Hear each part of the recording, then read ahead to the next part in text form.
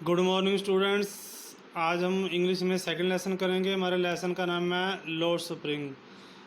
इसकी जो राइटर है वो लेखिका है वो अनीश जंग है। तो इसमें दो स्टोरी है। हमारी पहली स्टोरी साहिब के बारे में है और दूसरी स्टोरी मुकेश के बारे में है। तो आज हम साहिब के बारे में पढ़ेंगे।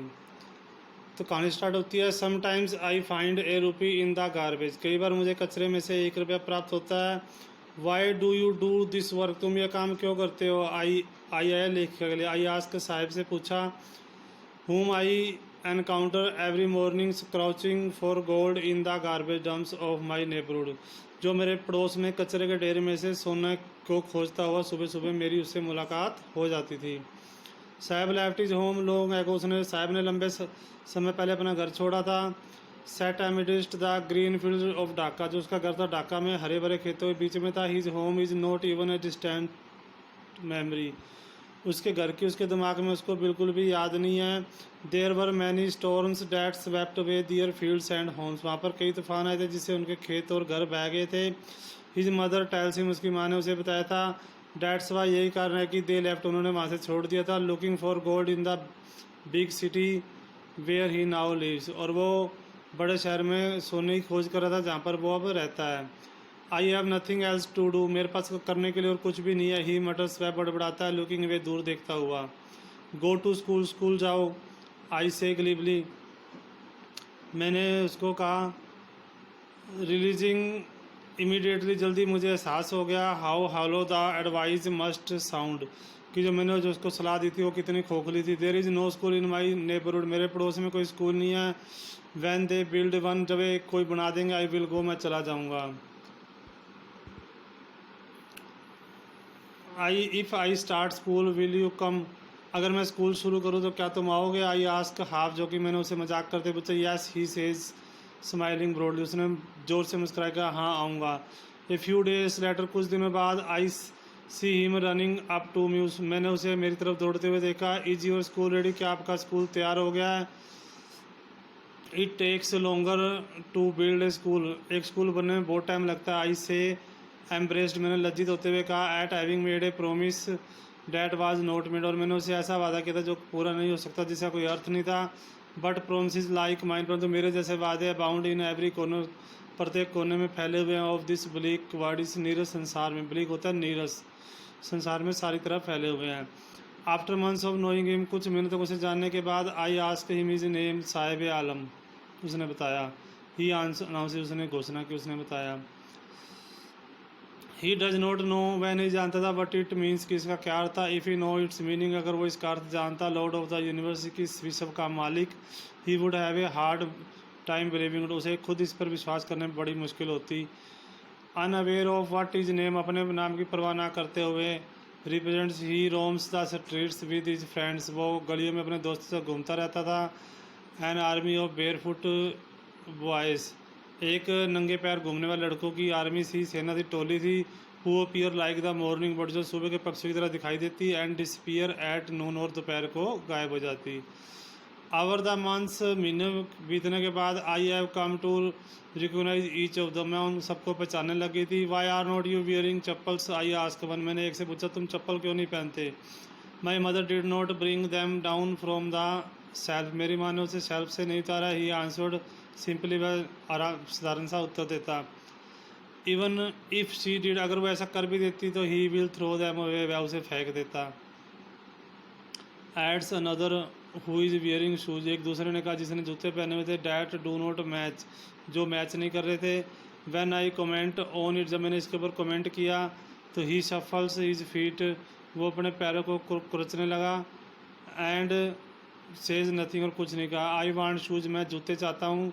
सेज ए थर्ड बॉय। एक तीसरे लड़के ने कहा। Who has never आउंड a pair all his life. जिसने अपनी सारी जीवन में एक जुड़ा नहीं खरीदा था। Travelling across the country. देश टू देश घूमते हुए।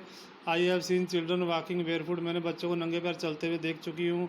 इन सिटीज शहरों में। On village roads. गांव की सड़कों पर। It is not lack of money. ये पैसे की कमी करनी है। But a tradition. परंतु एक परंपरा बन गई है। To stay barefoot is one explanation. एक ने कहा कि उनके लिए नंगे पैर घूमना उनके लिए एक परंपरा बन गई है। आई वंडर, मैं हैरान थी कि if this is only an excuse to explain away perpetual state of poverty, ये गरीबी की एक विशेष स्थिति को की व्याख्या करने के लिए क्या ये एकमात्र बहाना सही था। मैं हैरान थी इस बात पर। I remember a story a man from Udupi, मुझे उडुपी के एक आदमी की कहानी आती वंस टोल्ड मी, जो मुझे बताई गई थी एक बार। एज ए यंग बॉय, एक जब वो का उसने बताया था कि युवा लड़के के तौर पर ही would go to school past an old temple, वो एक बूढ़े एक बूढ़ा यानी ओल्ड इसमें आया पुराने मंदिर के पास से गुजरता था स्कूल जाने के लिए। Where his father was a priest, जहाँ पर उसके पिता एक पुजारी थे। He would stop briefly at the temple, वो कुछ देर के लिए मंदिर में रुकता and pray for a pair of shoes, जूतों की जोड़ी के लिए प्रेयर करता था।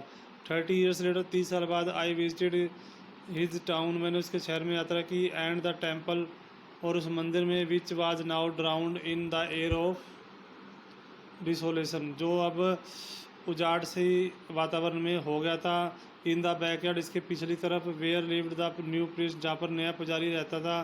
There were red and white plastic chairs, वहाँ पर लाल और सफ़ेद रंग की प्लास्टिक की कुर्सियाँ पड़ी थी। यंग बॉय ड्रेस्ड इन एक ग्रे यूनिफॉर्म, एक युवा लड़का आया। वियरिंग सॉक्स एंड शूज, जिसने जुराबे और जूते पहन रखे थे। अराइव्ड पेंटिंग, हाफता हुआ पहुंचा। And through his school bag on A folding bed, एक फोल्डिंग वाले पलंग पर अपना स्कूल का बैग फेंक दिया। लुकिंग एट द बॉयज, लड़के को देखते हुए। I remember the prayer another boy, मुझे उस दूसरी लड़की की प्रार्थना याद आई। Had made to the god, जो देवी से प्रार्थना करता था। When he had finally got a pair of shoes, जब तक उसने अंत में जूतों की जोड़ी प्राप्त नहीं हुई थी। Let me never lose them, मैं इन्हें कभी नहीं खोने दूंगा। The goddess had granted his prayer, और देवी ने भी उसकी प्रार्थना स्वीकार कर ली थी। Young boys like the son of the priest, पुजारी के बेटे जैसे युवा लड़के नाउ वोर शूज, जूते पहनते थे। But many others like the rag pickers in my neighbourhood, मेरे पड़ोस में जो कई रैग पिकर से कचरा बीनने वाले थे, रिमेन शूलेस, वो बिना जूतों के रहते थे। My acquaintance with the barefoot rag picker, से मेरी जो पहचान हो गई थी। लीड्स मी टू सीमापुरी, मुझे सीमापुरी ले जाती है। A place on the periphery of, periphery तो दहलीज पर था, दिल्ली की दहलीज पर था। Yet miles away from it, जो इसे कुछ मील दूर था। मेटाफोरिकली, ये भी एक बड़े शहर की तरह ही था। Those who live here are squatters, squatters है जिन्होंने दूसरी सरकारी ज़मीन पर कब्जा करने वाले लोग जो यहाँ रहते थे, वो स्कैटर्स थे। हु केम फ्रॉम, बांग्लादेश से आए थे। बैक इन 1971 में आए थे। साइज फैमिलीज अमंग दम, साहब का परिवार भी उनमें एक था। Seemapuri was then wilderness, Seemapuri तब एक उजाड़ सा था। इट स्टिल, ये अब भी है।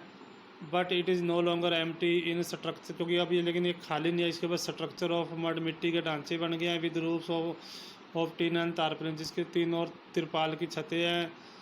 डिवाइड ऑफ सीवेज, सीवरों से ढकी हुई है। ड्रेनेज और रनिंग वाटर भी है वहाँ पे। ले 10,000 रैग पिकर्स वहाँ पर, यानी 10,000 कूड़ा बीनने वाले वहाँ पर रहते हैं। They have lived here for more than 30 years, 30 सालों से भी ज़्यादा से वहाँ रह रहे हैं। विदाउट एन आइडेंटिटी, बिना किसी पहचान के। विदाउट परमिट्स, बिना परमिशन के।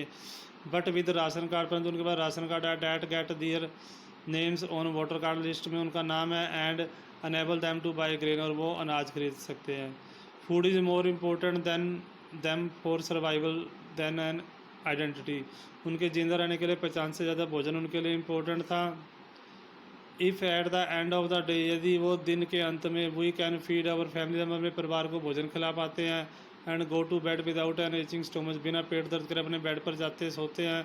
We would rather live here than in the fields, तो हमें उन खेतों में रहने की अपेक्षा यह रहना ज़्यादा अच्छा है। That gave us no grain, जिन खेतों में कोई अनाज नहीं होता तो उससे तुम यहाँ अच्छे हैं। से एक group of women in tattered, tattered होता है फटी पुरानी मैली कुचली साड़ियों में पहने के औरतों के ग्रुप ने बताया।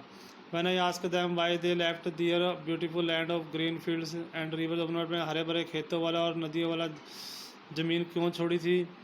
Where ever they find food, वो वे कहीं पे भी भोजन प्राप्त कर सकते। दे पिच दियर टेंट्स, वे जहाँ भी उन्हें भोजन मिलता है वहीं पर अपने टेंट पिच कर लेते, गाड़ लेते।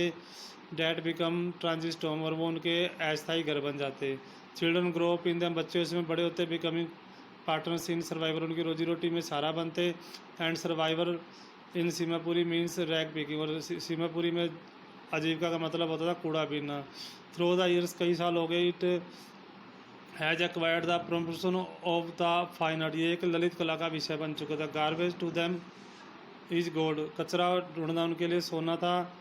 It is their daily bread a roof over their heads, उनके छत पर सिर पर छत थी। Even if it is a leaking roof. आज आपने इतना ही पढ़ना है, कल हम आगे पढ़ेंगे। ओके।